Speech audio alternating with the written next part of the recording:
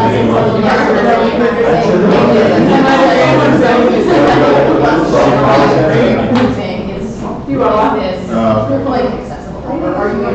I just wanted to ask, like, yeah, actually one of these was working.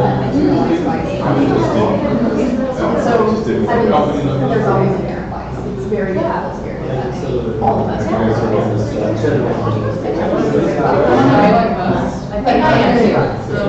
I can't speak to it. No. Always,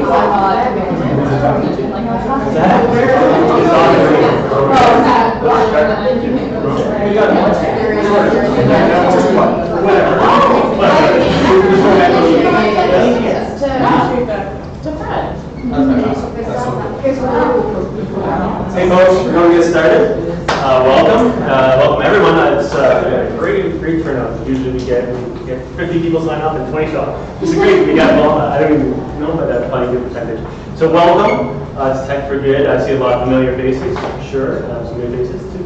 But Tech for Good is a small community organization that tries to bridge the gap between technology and not-for-profits by bringing experts in the technology, digital space, and providing content. And we've been doing these lunch learns for a couple of years, and occasionally we'll throw in a little event here and there. So we're going to keep doing these lunch learns for sure, but we have a good one today, which we'll jump right into. It's being live streamed, so you can catch it again later or share it with friends, but it'll be on YouTube and technically the YouTube channel as well. So it's live streamed now. So yeah, the camera's right here, so if you don't want to be live streamed, just stay over there. That's it. Other than that, definitely connect on Twitter for the, find us on Twitter and sign up for the newsletter. Make sure you get notified of the next ones. Great. Thank you very much. And thanks for having me. And welcome also for the opportunity, welcome to you, but also I'm grateful for the opportunity to have the chance to tell you a little bit and explain a little bit of my interest also in the third sector and just generally sharing a little bit of what I know and what I've been up to. So today, Brett's request was we focus on do-it-yourself with respect to user research and trying to figure out what I can do in a way that is concise, effective, in about 30 minutes to leave you all here as experts. So I'm not going to do that. But I will give you a flavor of a bunch of things. And more specifically, when Brett wrote this up, he described me as a guru. I'm just a guy with about 20 years of experience, so I won't go with guru. But the idea here was that we would walk through first-person design, and more importantly, have it powered by research. And we're going to talk about how you can do that in-house, and that we're going to talk about engaging your users, and that we're going to find out what they need, as opposed to what you think they need, or what your boss thinks they need, or what the board thinks they need, or whoever that might be. Because fundamentally, user research is going to give you the kind of insights that you can't get anywhere else, and it not only saves money, but it makes things more efficient and effective. So we'll talk a little bit about that as well, but I've disguised all of that in the format of this short table of contents. First, why wouldn't I take the opportunity to talk about me? So I will. I'm going to talk a little bit about user research, and I'm also going to talk about those specific recommendations that I want to hand you in order to be able to help you take this away and do it yourself. But I have a question with respect to not me, about you. I'm curious to know how many of you are in the private sector, right? How many of you are in the public sector, generally speaking? All right, and how many of you are in the non-profit sector, the third sector? Okay, interesting, okay. And next question, this won't be too many, I promise. How many of you have had exposure to user research, as in, I know what it is? All right, I know what it is, and I've done it. All right, and I know what it is, and it's part of my professional requirement. It's something I do as a job. Okay, all right, so with that, I will just try and convince you that I'm worth being up here for a moment. Me, so I've gone by many different titles over the years. Way back when I was a market researcher, so that was my claim to 20 years of this stuff. In about 2001, I worked for a little market research firm called Phase 5, not so little, and what I was doing for them was what turns into today's term of usability testing, but at the time we didn't really use that word. We talked about it being market research with users, with people, to try and understand what they needed. I then moved around quite a bit, got jobs as a web strategist and information architect, roughly UXer, service designer. Today, I don't know, I'm a jumping elephant. That's kind of where I feel a bit of comfort. That's what I am, that's what I do. But more specifically, some of the stuff that makes me who I am is that I'm a dad. I'm an Ottawa. For those of you who are not born here, you can't use that term, but I can. I have background in poli-sci and MBA in IT as well as marketing. And back in '98, I started with the federal government, which gave me a little bit of taste of this sort of stuff. And then I got more into it with places like Phase 5 and Into Info. Went off on my own, and then in 2011 with my partner JP, we founded Jumping Elephants. At this point, I've been involved in about 100 projects across government. Typically, our clients are federal government. We've also done academic institutions and private industry, but an awful lot is federal. Frankly, it's because I'm here, it's because of where I started, and we've got an advantage, which is there aren't a lot of other Ottawa firms that have the kind of skills we do. So as a consequence, not everybody is able to get in the door the way we can. And I'd add that I work to live, but I really enjoy my work. So it's something I enjoy, the dynamism, how much it changes, the opportunity to improve things, and also our client base being federal government. I often see that what we're doing is actually having an impact on the kind of role of citizens. Beyond this stuff, the other reason for being interested in Tech for Good is actually that I'm a big believer in giving back one way or another. So I'm a scout leader, I'm a member of my community association, I've had other roles and jobs over the past. But what I think is useful is being able to share some of what we've done and offer others the opportunity to do more of this. And so, although this might be the last time you see me present, apart from this fantastic live stream where you can watch it over and over again, the other thing to note is that I'm happy to explain a little bit more or provide you with a bit of guidance outside of this exercise, just because I think it's a useful thing to do, and I'm an evangelist and a believer in engaging the user. So regardless of whether or not I get hired, I'm happy to help you figure out how you do more of it as well. So I don't roam alone. We're a team. This is sort of 6 of the folks that are over in our Waverley office. We've got a bunch more who are more on the technology side. And depending on the project, we expand and we contract. It depends on what's going on, how many projects, what kind of demand, whether or not it all has to be in Ottawa, Toronto, Vancouver, wherever else that might be. But I am not alone. So, turning now to the conversation about user research, what I wanted to do first was just ground everybody in a bit of a discussion about why user research. In 2016, Nielsen Norman produced this interesting graph, and I'll note that some data like this is actually in the slide deck, so I'll give you access to that at the end. But in the notes, you'll see the link to the original article. And what it pointed out was that across the board, regardless of which country you're in, an awful lot of people can't do what we think of as sophisticated tasks online. Now, their definition of sophisticated task was not something where you were building something and coding something and creating something and some fireworks went off and then it produced a coffee in your lap or something like that. These people, for a meeting, having assessed when they were available. So Outlook does some of this for us, but the reality was that an awful lot of people could not do that level of task.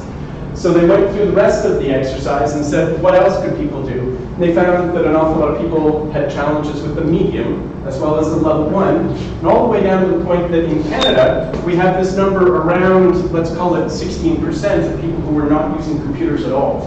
Then on top of that, we have a bunch of people who are not great, a little bit better, and so on. So the point is, we think we know who our users are. We think we have expectations about what they can do. But this kind of data really points out the fact that if you're designing for you or the rest of the people in this room, or your friends or your family, you're probably not getting it. You're probably going to miss something because there's an awful lot of folks out there who don't have the skills or the knowledge that you do. Moreover, if they're in any kind of scenario where they're out of place, they're not feeling comfortable, that additional stress may also cause them to be not the typical user. So a point being, this kind of thing underscores the value of actually doing user research and understanding who it is that's going to interact with your solution, your service, whatever that might be. The other thing I'd say, and I say this a little tongue-in-cheek, but do be careful with the question of who you trust. Not everybody is going to know everything, and I'm certainly very happy to tell you all the things I know and how you can fix everything, but they may not be right. They may not be right for you. They may not be right for your users. So don't just listen to experts. Oops. Oh no, there we go. I like that quote. I just want to make sure it's up there. Because the average expert is roughly as accurate as a dart-throwing chimpanzee. So just be cautious. So the point here is also that not only is it good to understand your user from the perspective of just understanding them and making sure you're designing well for them, but there's a growing body of research. Forrester came out with something a little bit more recently that speaks to the actual value that you get as an organization from building user research into the process. It saves time, it saves money, you're going to be making sure you're designing more effective solutions. You don't have to get 3 weeks into a launch and find out that something has to be completely redone. You don't have to ask the coder to undo all the code they did. You've actually got a decent product on paper or in some kind of cheap wireframe that you can shop around, get feedback on before anybody even starts to code and before it becomes expensive. So that point is also augmented by the fact that, in fact, that the data suggests that the ROI is huge. Those companies that are doing this are some of the ones that are overperforming in terms of things like effectiveness, sales, and just overall strength. So unfortunately, whether it's public sector, private sector, or not-for-profit, the reality is there's competition for the eyeballs of your solution, of your service. There are people who can choose alternatives. So you want to make sure you're doing as much as you can to keep them coming to you by delivering effective solutions. Otherwise, you're just missing out. You're missing the opportunity to do something more useful. Now this it doesn't show up quite as nicely here, but UX as a term, user experience research and design, research, design, these terms are all very muddy. I can talk to a different group of people one day and I'll hear one set of definitions and I'll hear another one another day. Increasingly, because this is a relatively new industry, there is some gelling happening around some of the words and terms and concepts. We've got some that date back 20 years. We've got some that were created yesterday. Along the way, we're seeing an evolution, but still, it's messy, it's confusing, and I think most importantly, what we want to think about is that regardless of the actual definition and where you put things, the most important component from my perspective is this idea of engaging the user in the research. So you're not doing research just with the folks around your board table, around your executive suite, the person next to you who happens to have a happy smile most of the time. What you need to be doing is making sure that you're thinking about those folks in the exercise of designing and redesigning and evaluating the service and whatever you're offering. The other note is that UX research concept also should encompass all aspects of the end-to-end interaction. So it's not just a question of doing this with respect to your website and saying we're done. Because if your website doesn't have the same terminology that's being used in your call center or whoever it is that's picking up the phone, or you send out a mailing and the words are completely different, or somebody gives a speech and again their content is different, it's going to be confusing for those people who are on the other side and they're just not going to get it. So you need to be careful about doing the complete process. And we talk about the benefits around ROI as well as making things simpler, but fundamentally we're talking about usability, so making things more usable. We're talking about making them more accessible, so that's for people who might have a disability, it's for people who might have low bandwidth, it could be all kinds of people, it could be somebody who's under a high stress situation. We're trying to make it more accessible, more available to as many people as possible, and that's often by improving the language that we're using as well as the structures and the concepts. So I don't want to go into too much detail about this, but when I'm thinking about research, I do want to highlight that there are different kinds of research and there are different methodologies, and one should be thinking about those as you go and choose your research methodologies. So I'm going to just very quickly say, we've got attitudinal versus behavioral. I don't really want your attitudes. And by that, I mean, I'm maybe interested in hearing about your perspective on things over a coffee. But when it comes to user research, what I want is, what have you done? What would you do in terms of having done this before? So I want to know what the behavior is, rather than knowing that you tell me, I think really I would choose this link in the future. So those kind of attitudinal things, those pieces that don't give you a sense of what's actually happened and that don't talk about behavior, they don't give you the kind of insight and findings that you should be basing decisions on. So we try and distinguish attitude from behavior. There is obviously a body of work or research that will focus on attitudinal, things like public opinion research, surveys, components like that, but we're really talking about trying to engage the user in an understanding of how they behave and how they'll behave in the future. Then the other sort of dynamic at play is qualitative versus quantitative. And there's definitely a place for both. What I'm going to be talking about is a little bit of quantitative, but mostly the qualitative side of things. But again, I did just want to highlight that there are these differences and you should be thinking about them, particularly because what I really wanted to do was show you this slide, which is to say that there are all kinds of research methodologies that can be applied. And really, this doesn't do it justice. There's a lack more as well, but I figured this was a pretty good one just to illustrate what was going on. What we see is we have behavior versus attitudinal on the one axis and qualitative versus quantitative on the other. And depending on the kind of research and the kinds of answers, sorry, let me rephrase that. Depending on the kind of problem you're trying to tackle, you're going to find different types of research will support you in different ways. I would note that historically, people have often come to me and said, I want to do focus group testing. And I will say, okay, well, we don't do it very often. We can do that for you. What kind of focus group testing? What is your thought around what's going to happen? And they'll say, I want to do a one-on-one usability testing session. And I'll say, okay, that's a different thing. We have that over here. Focus testing is over here. And they'll say, well, maybe I want to do an online survey. Like, well, again, this isn't focus testing. But what they'll say to me typically is, this is just focus testing. So there's a language barrier for people, which is they often don't understand what kind of research they want. They don't always understand what they're going to get. So part of the job that we have is also to try and tease out what it is that they really want and what kind of problem they're trying to solve in order to be able to identify the best methodology for them. So when it comes to doing it yourself, I have a bunch of recommendations. First off, you're not the user. I already made that point. Don't look in the mirror. Oh, that's awful. Don't look in the mirror and feel as though that you're the one that you should be building towards or for. Historically, people would say to me, I wanted to build it so my mother can figure this out. And I'd sort of try and relate, and my mother was a PhD in physics and had computers way before I was born, and they were the size of this room. So being able to talk about her skill set when it came to somebody's mother and how I designed for that mother didn't make any sense to me, but it was a common statement. Don't be thinking about whatever this lobby thing is in here. Don't be thinking about that as the user. Find real users. Don't look at yourself and think that you're that person. Don't rely on your mother as the person to test this on either, unless she's part of your market.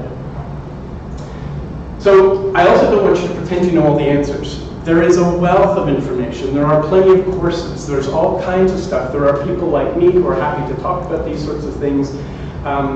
There is an awful lot to learn. There's an awful lot that you could benefit from. So don't assume you know it all, particularly because you may start with this, and really I'm thinking I'm giving you this little kernel today, and it represents sort of this tiny bit of all that I know in the space, but there's also a whole lot more that needs to be known. And I like to pretend I know this much, but Malik will tell you I don't. All that to say, the reality is we need to think about how much is out there, and a little bit of information can be quite a dangerous thing. So just be cautious about that, particularly because tomorrow and yesterday something will change. So I recently delivered a series of personas for a client.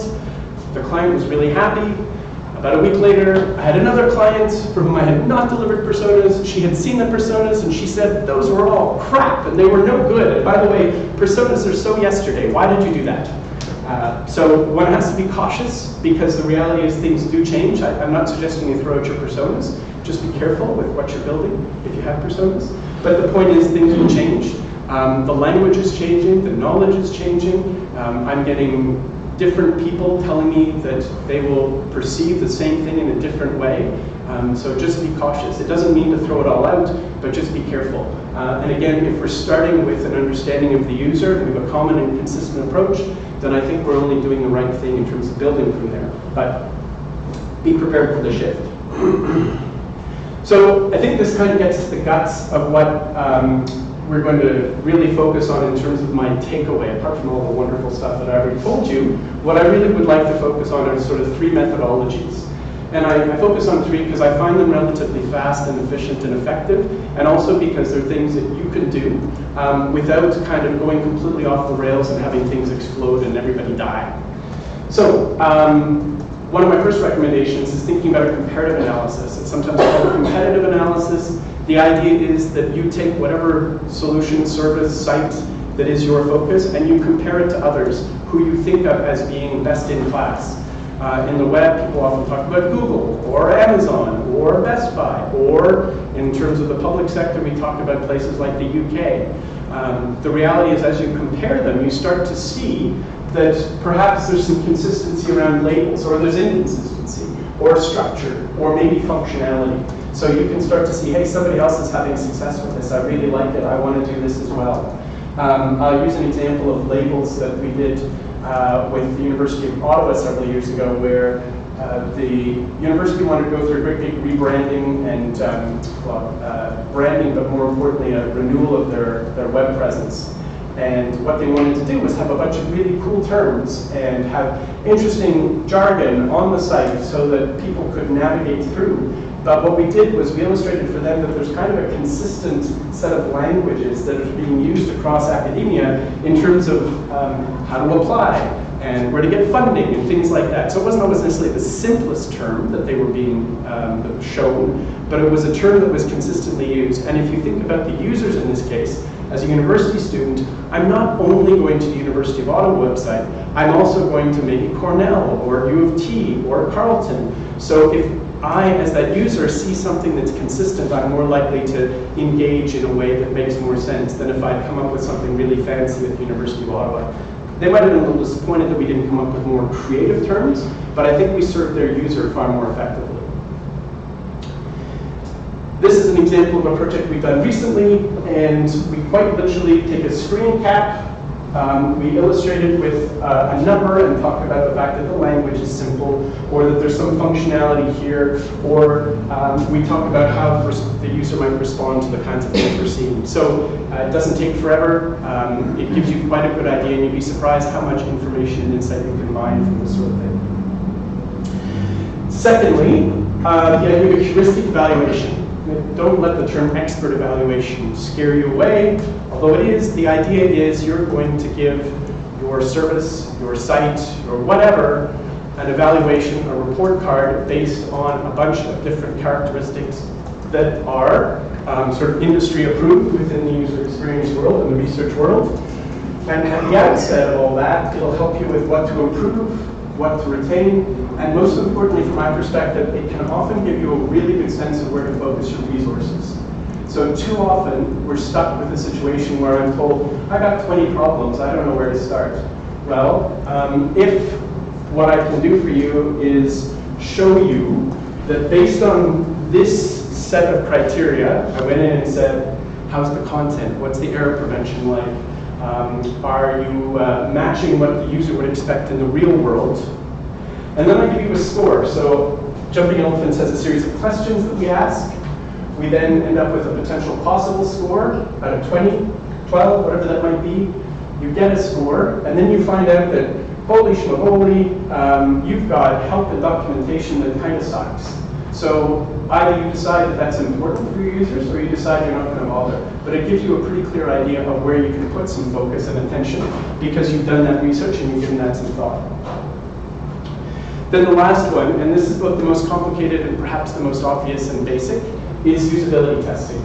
So this can be moderated or unmoderated. Moderated means there's somebody having a conversation with another somebody else and asking them to perform certain tasks on a website and watching them how they do that, probably taping it, maybe timing it, and maybe ranking the success, level of confidence, all kinds of things. But the point is, when I sit down with somebody, and I do this remotely, I did it this morning with somebody who was actually in Denmark this morning, and I was able to go through about 8 different tasks. In this case, it was the National Research Council website, and I could watch them as they interacted with the site. I could ask them why they didn't do one thing or another, and they gave me a very clear idea about where some of the biggest problems were on this site. You can do this with services as well. You can do this with all sorts of things, but the idea is you test, ideally, actual users with the actual service or a prototype or even a paper mock-up. It could be cheap and easy that you've built, something that is simple and can be carried around in your pocket. We've done mobile versions where it's a piece of paper that just unrolls and rolls back up. But the idea is that once you've done that testing, you've walked away with a really solid idea of what some of the key problems are. The interesting model, and there's also debate or there's some exploration at this point as well, but if you have, let's say, one homogeneous group of users, you can do testing with about 5 or 6 people of that group and end up with an identification of around 70 to 90% of the problems on your solution. So it's not like this is an exercise where you're pouring tens of thousands of dollars of your time into this. It can be relatively quick, it can be relatively cheap, it can be relatively easy. And it's a great opportunity to dive in. Now, if you're doing it for the first time, I wouldn't recommend that you just do 6. I recommend you do 12 or 15, not per segment, but to get your feet wet and get a sense of how this works. Because as you start to do it, you notice that the return on investment starts to drop. You're starting to see the same problems over and over again. You're starting to see the site, the solution, the product in their eyes, and you're not worrying quite so much about hitting every task exactly as the original structure was designed. You're starting to explore a little bit. So as far as I'm concerned, that's fine, unless somebody comes back to you and says, why is it this task was 20 minutes? And you say, well, I had to talk to them about their cat. I also had to talk to them about the colors and the fact that their mother loved this color. So one has to be cautious about how you're doing that testing and what you're getting out of it and what your objectives are. But I do advocate that you use this method in particular. So to help support with that, I don't know if this is going to work, so we shall see. I worry it won't. I have several examples. No, that's not what I wanted. Oh, it will work. Yay. All right, let's see if this works. You have to look at this page before. Yeah. What is here? And this is the sort of example where we're looking for the word "see" or "honey" or something like that. And now that I'm looking at it again, I do see it under horticulture, but it's like right at the end, and usually when you're scanning, you're not really. So what happened here was, this is obviously the Agriculture and Agri-Food website. We were asked to do some usability testing, and in this case, the task was, give me some answers about honey. Specifically, tell me what the prices were for honey in the last 3 years, something like that. So this person came to this page. This was exactly the page she should have come to. She read through this page, and she starts to see a lot of junk. We've got stuff like reports and information related to, and we see duplication, market information. We see a bunch of content that's actually also repeated up here in the header. And what she was looking for was keywords, and she was expecting that she should find some of these keywords listed out nicely under the word crops, or horticulture, or whatever it might be. In this case, honey is way down here at the end of the sentence. So this may surprise you, but you're all scanners. You might be searchers as well, but while you're going through content, you're not reading everything in detail. If you want people to find stuff, put that word at the beginning. But nobody would have done anything if we hadn't showed them a video like that, and if we hadn't had 15 people say, I can't find honey, because they said, of course they can find honey, it's right there. Well, guess what? Didn't work.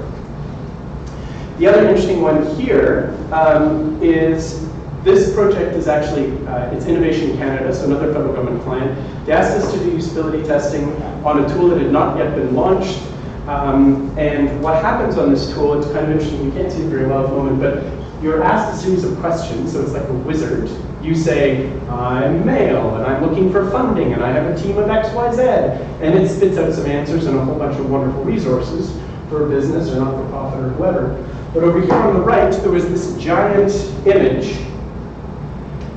And, all right, I will make you sit through that. What happened was she looked at this image and she's like, oh, this is cool. This is a map of the site. And I should be able to navigate through this map. And I should be able to get a sense of everything that's in there. So she understood that these sort of 8 bubbles were the end-all and be-all of the content, and that that was going to help her to do her thing that day. In fact, it was a static image. It did nothing for her. It might not have even been 100% accurate. It was put there because it was pretty. So there was confusion and a mess, consequently, because of that particular choice that was made. If you go to Innovation Canada now, you may find that it's not there anymore. This example, and I'm wondering if it may, well, actually she sent it with you a second ago. So in this case, this was a tax guide. We were asked to test a tax guide and see whether or not people could complete it effectively. Now, CRA folks were all able to complete this tax guide within about 45 minutes. And they had no problems, and they said to us, this is kind of like a formality. We're pretty happy with the guide. We understand what it's all about. We've got our interns doing this thing. We're good. We don't need to be doing this testing, but we've told we probably should do this testing, so why don't we do it? So this woman spent 90 minutes not completing it. She spent 90 minutes trying to complete it, getting it largely wrong, and she was one of 15 people who did exactly the same thing. This was exactly their target market, but yet it didn't work. And I'll just show you this books together. I would like to see this checklist in the book, at the beginning of the book, and be much more detailed. I parsed it, I followed it, and I didn't know what to do. I would like to see the table of contents to be much more usable. It's not doesn't have nearly the details that I would like. For example, when I was trying to find it said the schedule 1 and return, I had no idea what you were talking about first of all, and then where to look. So you get kind of a sense there. What she was actually doing for us was she was doing a beautiful job of telling my client exactly how they should put their document back together. And we had already come to a conclusion like this, but she spontaneously just said, look, I need to give you some feedback. This is stupid. Why do you have a table of contents that sits over here? Why do you have a bunch of documents on the inside that I'm supposed to pull out that aren't labeled? And on it went. So she did for us, it was gold, really. And again, you're not going to get that by asking your executive director whether or not they like what they're doing. And actually, this one's interesting too. I think it speaks to a little bit of the perspective of the user and what you as an organization are tricking somebody into, potentially. Well, I read stuff and it's way too busy and doesn't provide me with anything consequential. It's like it was written by a lawyer, okay? And sort of consequently, you do feel as though you've got a sense of what this means that there. I'm looking at it and I'm having to stare at it and figure out why are they telling me this? If they're telling me something, it must be important. And so if I was to parse it, I'd look at it and say, well, there's a lot of crap here that some lawyer wanted to tell me, and therefore, should I be on guard? And what the... Oh, those lawyers.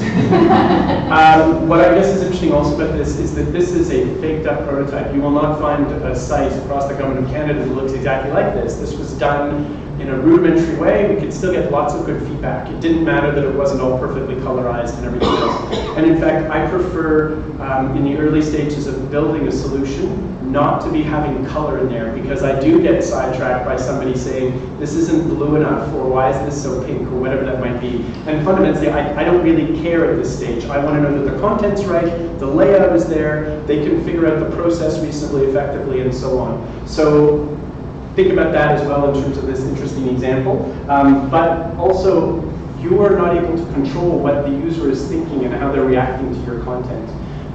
This guy, he was an expert in this ATIP stuff, in access to information, and was concerned that there was some secret stuff being pushed at him that he wasn't sure he was going to be able to understand and respond to appropriately. So one has to be cautious about that kind of scenario as well. Oops. Oh, there we go. Okay, so I think beyond me telling you about those three different concepts, those three different methodologies, so comparative analysis, heuristics, and usability testing, the other thing I'd like to focus on is that you build a plan.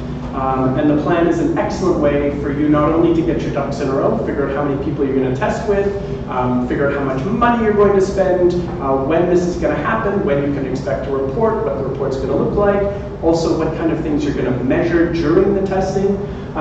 But it also puts it down in a way that everybody else can look at.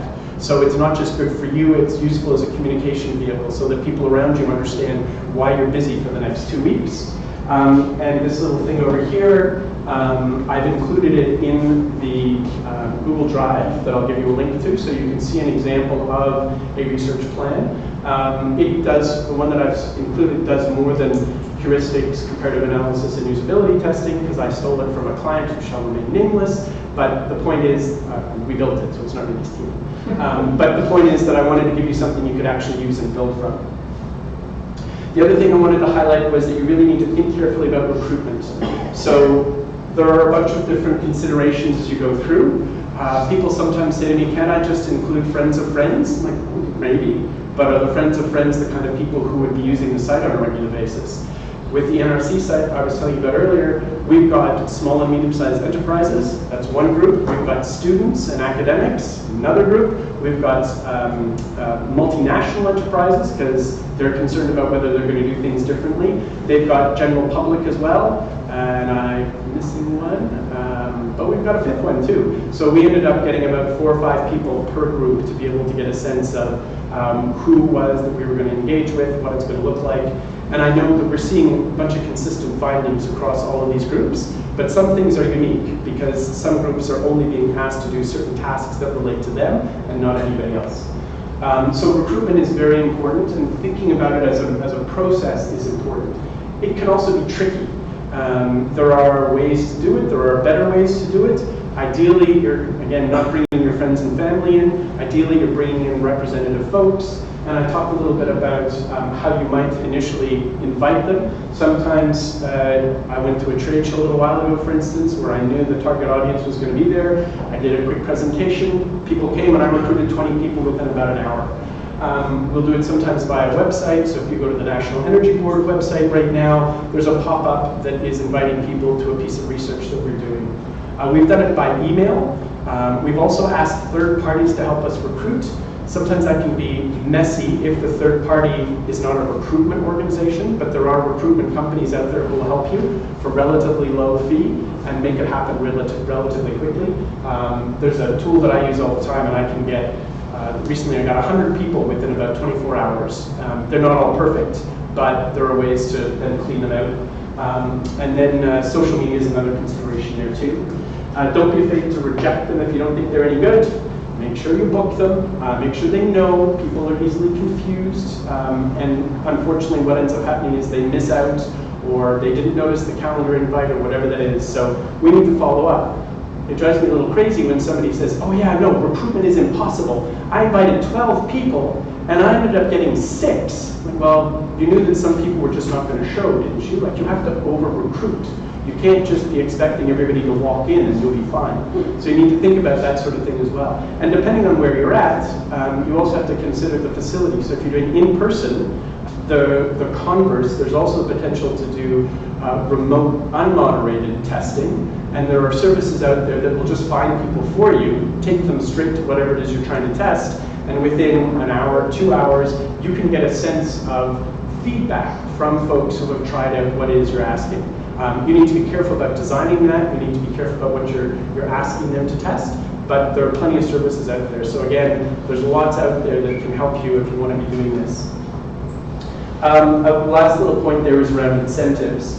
And the thing I would say is that often we get the quality that we're recruiting with and for. So if I ask everybody in this room to volunteer for me, you may not show up. You may not take it very seriously. You may give me 10 minutes of your time. If I tell you each that I think your half an hour is worth $60, you may be more willing to come, well, in fact, you probably are more willing to come and do the usability testing with me and take it seriously and actually give me some decent feedback.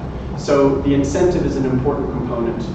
That can be difficult for some people to manage and work through, but again, there are solutions. We, for instance, sometimes function to do primarily the recruitment and the incentive management for clients. And it sounds silly, but that's actually a service we offer. You want to design and test the research guide. So this is the guide that walks you through the process to actually make stuff happen, which is to say, we've got a little bit of background administrivia, and then it says, before you actually start a conversation, do a setup, turn on your camera, get things going, have a conversation that's going to break the ice with somebody. So again, this is a document that I put in the drive that you can have a look at. It's kind of templated for us. We use it all the time. You'll see that in some sections you're going to have to write it up to make it sound like you. And I haven't included tasks here because your tasks, the things you're going to test, are going to be unique to your situation. But write good tasks. And here's some points about making sure they're good. Make them realistic, make them relevant, still relevant by control. Make it actionable, and avoid giving clues. So if you've got something like, I don't know, find the helicopter pad, and on the front page it says, find the helicopter pad, perhaps that's going to be a bit too easy for people to find. So maybe you need to change the terms and the task to make it clear that you want them to be finding some kind of levitation device or whatever that might be.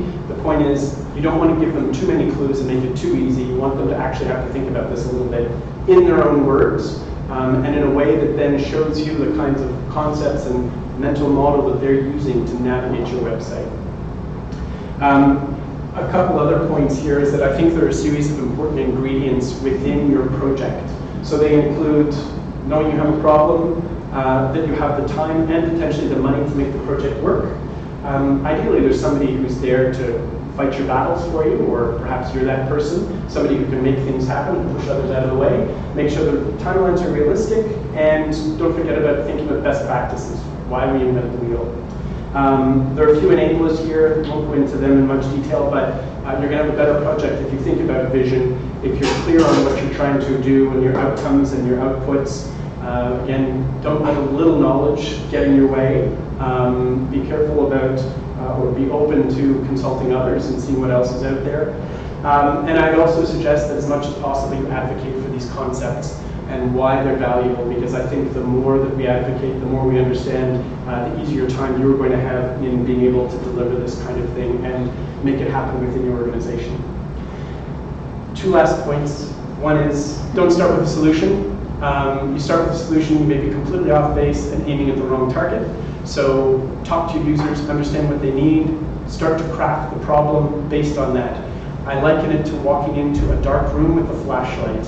As a user researcher, as a researcher in general, I walk in there and I try and figure out where the corners are, and I try and illuminate as much as I can along the way. But I don't know everything before I put my head in the window or the door. I need to figure that out. So I don't know what the size of the problem is until we started to explore it with users.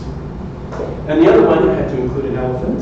The other one is, this is an elephant by the way, in case it's hard to see, but it's this classic story of a bunch of people who are blindfolded and finding out what this thing is in front of them without understanding the full picture, the holistic, the entire sense of what's going on. So one of them says, it's a snake, another one says it's a rope, another one says it's a fan. The idea here is, if you are too focused on one particular tiny piece of that room, you may think that there is no more room. You need to think about all the other corners of the room and what else is going on in order to be able to deliver a better service or product or solution. So keep that in mind and don't be too myopic. And I guess that's it. Oh wait, no, there's questions. There we go. And a thank you. So thank you very much.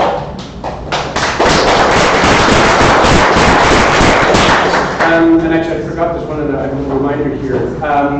I put all the materials that I've just walked through, including this deck, here. So in the notes of the slides, you'll see that there's some places where I'm referencing. They're sort of publicly available. Again, I said I'm happy to provide feedback, perspective, sanity check, whatever.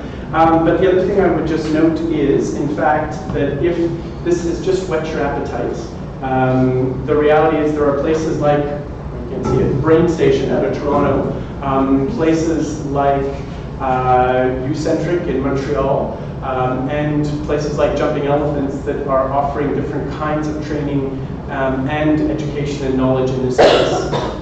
You can get certification, you can do boot camps, you can read a lot of stuff. There are undergrad programs. There is a program happening at Algonquin in the fall that will be another great example of the sorts of places that you can go and soak more stuff up. But there's plenty around. And usable training is actually our brand new training site that is it's basically an offering that's a combination of U-centric and us, but it's for an international UX certification and service design and sort of general user research through something called the UX Alliance. And the UX Alliance essentially is a group of really big companies around the world who recognized they were getting different levels of quality research as they went from San Francisco to Beijing to Paris and so on. They said, let's harmonize, let's create a standard. We'll find certain companies in each country who will be responsible for maintaining and managing that standard. And they were very successful. They found out that they could have a consistent product within user research. Again, I said this was a new space, so we got varying levels depending on where you're at, but they made it consistent within the UX Alliance.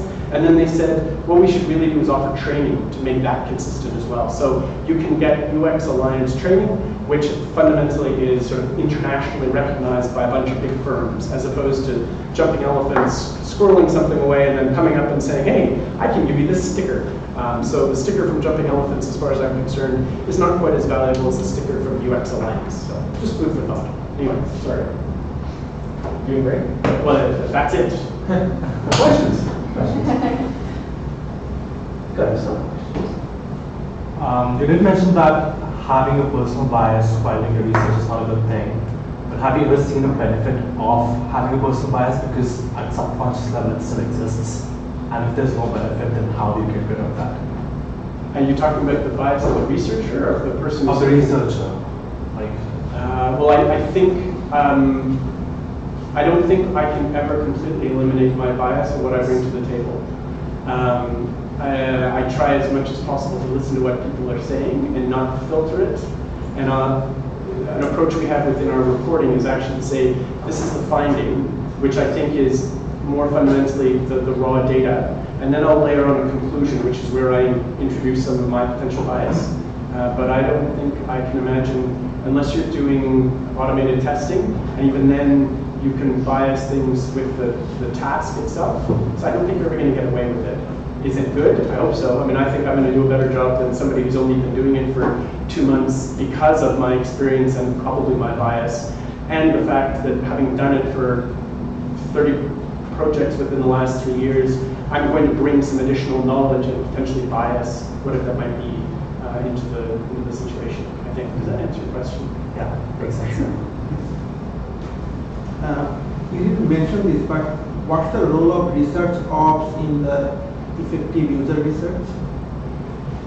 Well, I think, well, actually, let me double check just before I jump into the research ops discussion. What's your definition of research ops? There is this new community of research ops, that is Slack channel I went into, and they mentioned a lot of the user research component, particularly at the beginning of it, how to manage this whole user research thing, and I think that role is defined as research ops. Maybe borrowed from DevOps, I guess. Right. There was a piece that came out recently that talked about sort of 8 areas of what they called research ops. So I would say that there's a bunch of different answers. Partly, I think there is a professionalization of user research. And just to give you a quick example, it used to be that all the research that was done outside any big organization. And increasingly, that is now being done in-house by a lot of people. So a lot of places have a team of 3, 5, 30 people, and this is happening within the federal government as well, so it's becoming formalized and more professional. So I think that what ends up happening is that in a bigger structure, you can start to think about some of those things like what's my ideal team, how are we going to procure, what are we going to procure, who is it we're going to engage, when are we going to engage, what's the priority. Whereas I suspect that a lot of the DIY folks, potentially those in the room, are less concerned about some of those bigger picture pieces.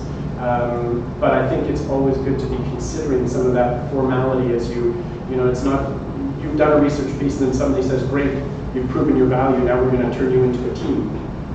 So there's that recognition that building is there and possible, and you can follow a path. You know, yeah. You mentioned the 5% for Canadians in particular, which is pretty astounding.